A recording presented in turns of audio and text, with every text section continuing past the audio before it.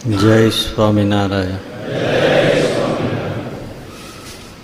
આજે સાંભળવાનું છે એ ગંગા જલ લવ કણિકા પીતા.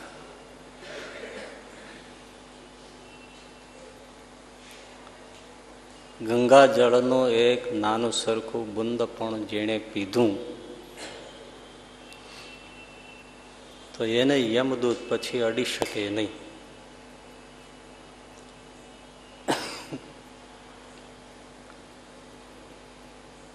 ગંગાજીનો આટલો મહિમા,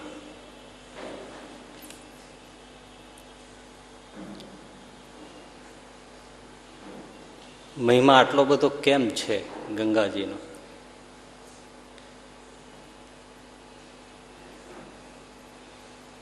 આટલો મહિમા વિશ્વમાં કોઈ નદીનો નથી, સર્વત્ર વ્યાપક આટલો મહિમા.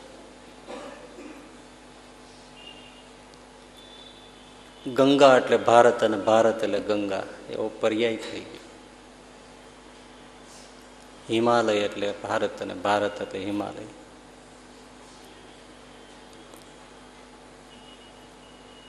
દેશ વિદેશ બધા જ ગંગા વિશે ન જાણતા હોય તો ઓછો વર્ગ. હવે તો વિદેશીઓ પણ બહુ ગંગાના સ્નાન માટે આવે છે.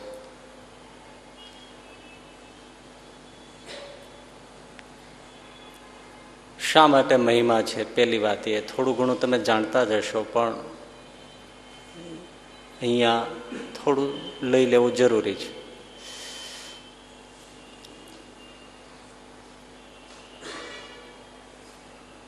બલિ મહારાજે યજ્ઞ કર્યો.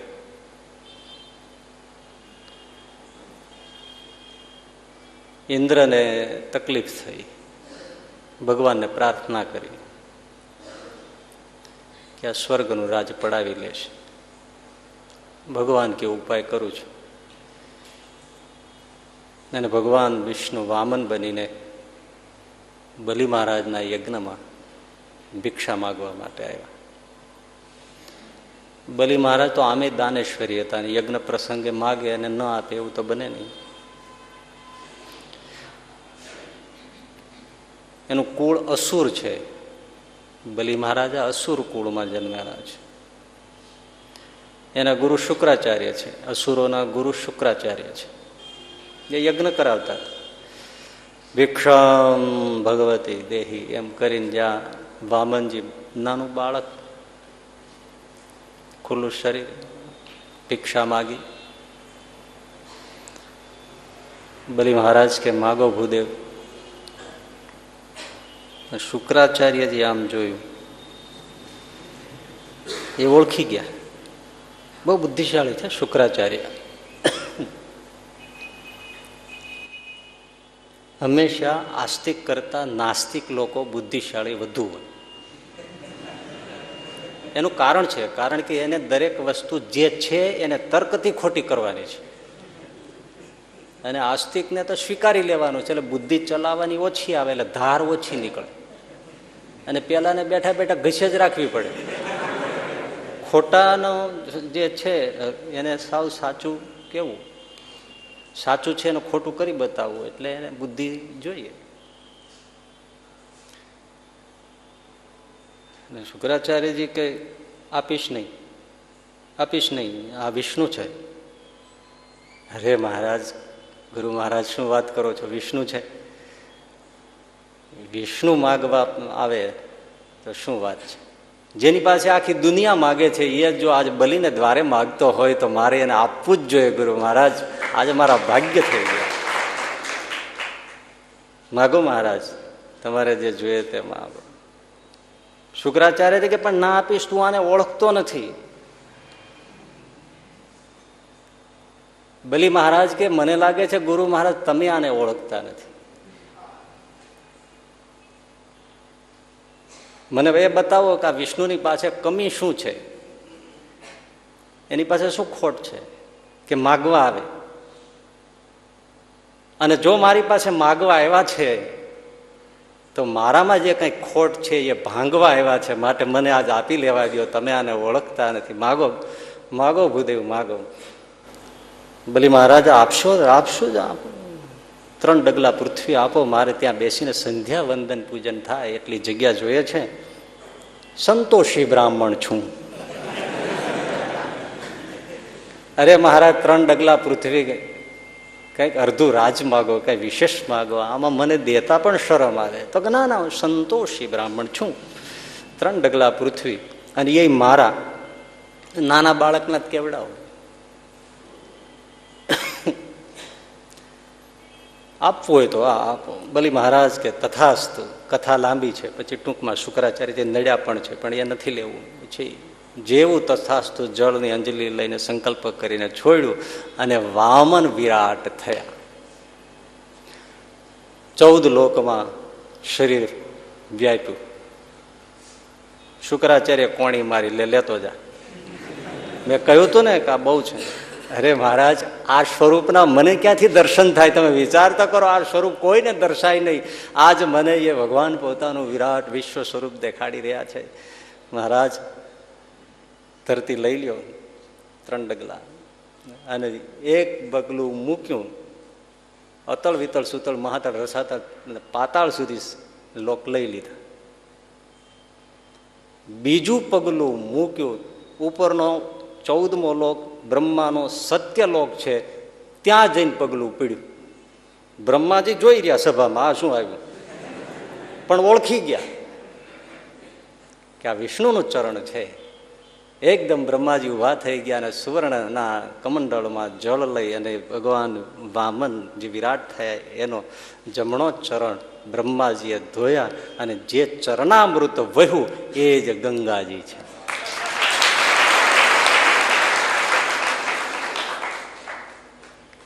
આ ગંગાજીના પ્રાગટ્યની કથા એટલા માટે ગંગાજીનો મહિમા છે. અકબરે બિરબલને પૂછેલું કે બિરબલ, સર્વશ્રેષ્ઠ જળ કયું? બિરબલે કહ્યું, મહારાજ વર્ષા જળ, વરસાદનું જળ સર્વશ્રેષ્ઠ. અરે બિરબલ, તમારે હિન્દુમાં તો ગંગાજળ સર્વથી વિશેષ જળ, શ્રેષ્ઠ જળ કહેવાય છે, અને તમે કહો છો કે વરસાદનું જળ. તો કે મહારાજ, શ્રેષ્ઠ જળ પૂછ્યું છે આપે, એટલે શ્રેષ્ઠ જળ તો વરસાદનું કહેવાય. ગંગાજળ જળ નથી, અમૃત છે મહારાજ, એને જળ ન કહેવાય. એ ચરણામૃત છે, અમારા નારાયણનું વિષ્ણુના ચરણામૃત છે, એને અમે જળ નથી કહેતા. ભલે લોકવાણીમાં ગંગા જળ બોલાય, પણ તમે જળ શ્રેષ્ઠ પૂછ્યું તો જળ વર્ષા જળ, બાકી ગંગા જળ અમૃત છે. હવે બ્રહ્મલોકમાં ગંગાજી હતા, એ પૃથ્વી ઉપર શા માટે આવ્યા? તો ધરતી ઉપર સગર રાજા નામે એક સમ્રાટ થયા, કે જેના વંશમાં જ પછી ભગવાન રામચંદ્રજી અવતાર ધારણ કર્યો, એ સગર મહારાજ. એ સગર મહારાજે અશ્વમેધ યજ્ઞ કરવાનો સંકલ્પ કર્યો. અને અશ્વમેધ યજ્ઞ એટલે ઘોડો છૂટો મૂકે, જેના રાજ્યમાંથી પસાર થાય એ જો આધિપત્ય સ્વીકારતા હોય તો દાન ભેટ દક્ષિણા આપી અને એનું સ્વાગત કરે. અને જો આધિપત્ય ન સ્વીકારવું હોય સમ્રાટનું, જેનો ઘોડો છે એનું, તો યુદ્ધ થાય અને એની સાથે લડાઈ થઈને જીતી લેવામાં આવે. અને એવી રીતે ભૂમંડળમાં ઘોડો ફરીને પાછો આવે પછી યજ્ઞનો પ્રારંભ થાય. આ અશ્વમેધ યજ્ઞનો સંકલ્પ સગર મહારાજાએ કર્યો. સગર મહારાજાને પોતાને 60,000 દીકરા હતા. ન માયનામાં આવે એવી વાત છે, પણ હતા એમ છે. 60,000 દીકરાઓ હતા. એટલે ઘોડો છૂટો મૂક્યો અને એની પાછળ જ એના દીકરા જે લશ્કર, બીજાને રાખવા જ પડે નહીં, પગાર ચૂકવવો પડે નહીં. ઘણાને નથી હોતા 11 દીકરાઓ, ક્રિકેટ ટીમ પૂરી જ હોય. તો 60,000 દીકરાઓ પાછળ શસ્ત્ર સજ્જ, આગળ અશ્વમેધ યજ્ઞનો ઘોડો ચાલે છે. હવે ચાલતા ચાલતા એક પછી એક સરહદો વટાવે છે. એમાં સ્વર્ગના ઇન્દ્રને ફરીથી તકલીફ થઈ.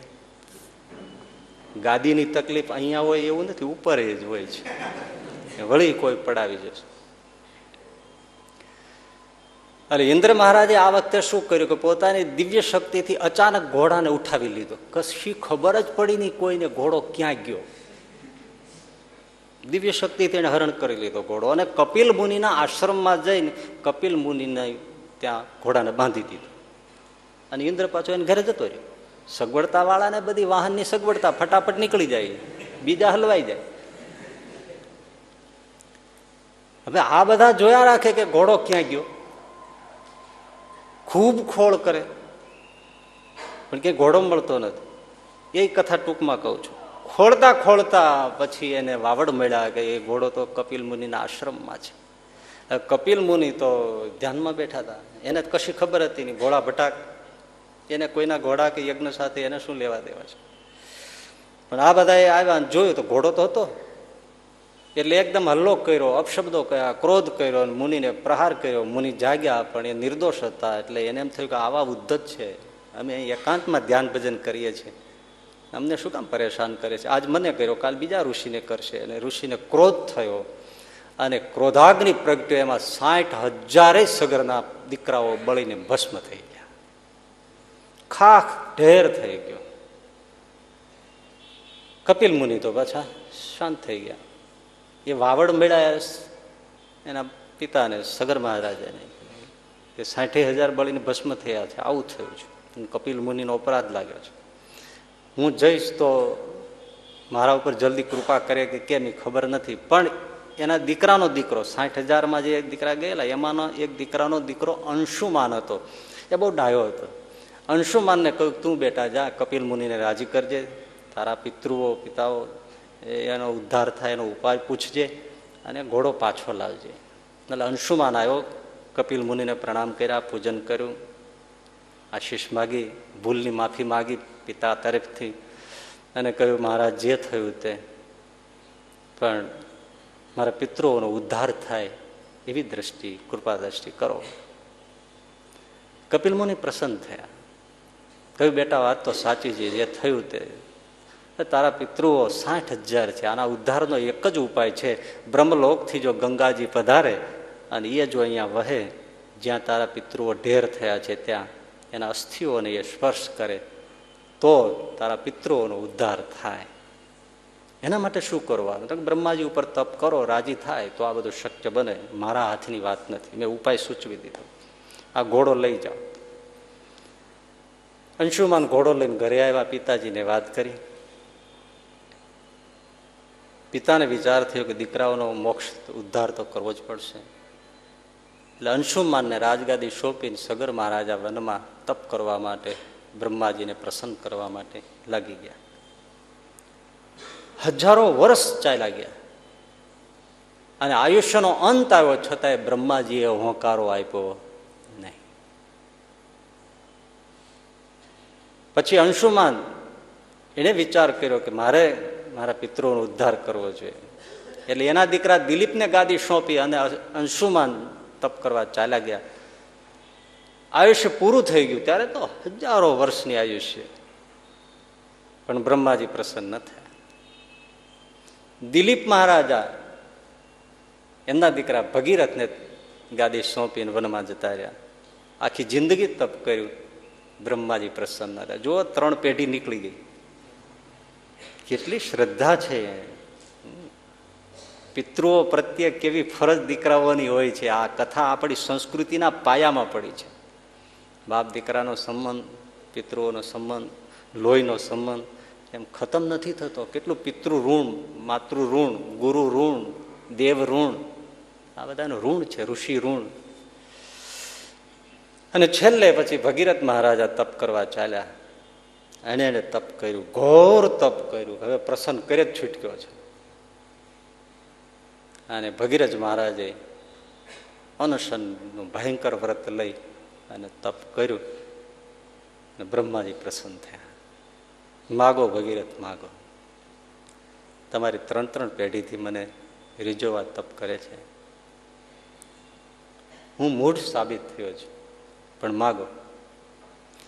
કહ્યું પિતાજી એક જ ઈચ્છા છે, આપ અંતર્યામી છો, જાણો છો, અમારા પિતૃઓનો ઉદ્ધાર થાય એટલા માટે ગંગાજીને ધરતી ઉપર મોકલો, જરૂર મોકલો. તથાસ્તુ. પણ ગંગાજીનો પ્રવાહ ઝીલશે કોણ? ઉપર 7 લોકથી પડવાની છે, બ્રહ્મલોકથી નીચે આવશે, સીધી પાતાળમાં જતી રહેશે. બેટા એને ઝીલે કોણ? એ તો હું કઈ ન જાણું. એનો ઉપાય છે શિવજીને પ્રસન્ન કરો. હવે એના ઉપર તપ કરવાનું તો હા કરવું પડશે. સારું બાપા.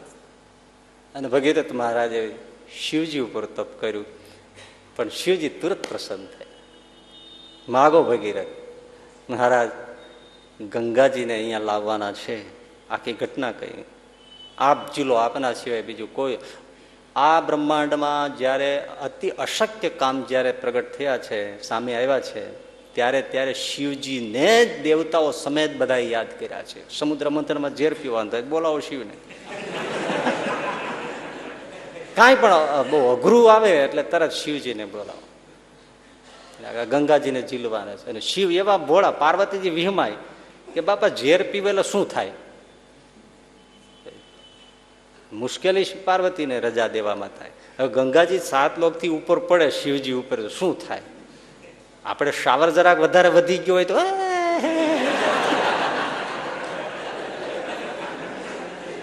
અને એમાં ક્યાં ઉપરથી બ્રહ્મલોકથી ગંગાજી પડે એટલે પાર્વતીજીને થાય. ના પાડે તો સારું, પણ શિવજી કીધું તથાસ્તુ. કહી દો ગંગાજીને કે શિવજી રે તૈયાર છે. હવે શિવજી તૈયાર થયા. આપણે હરિસ્મૃતિમાં આ કથા થોડી કહેલી છે એટલે વિસ્તાર નથી કરતા. અને એટલે ગંગાજીને એમ થઈ ગયું કે જોગી મને ઝીલવા તૈયાર થયો છે, અહંકાર થયો છે. અને શિવજી અંતર્યામે જાણ્યું કે આ ગંગાજી દેવી છે, છતાં આવું થયું છે. એટલે શિવજી કીધું આવા દે. એને આમ કર્યું, જટા ખુલી ગઈ, જાણે વડલો પથરાયો એવી જટા વિખરાઈ અને ગંગાજી શિવના મસ્તક ઉપર પડી.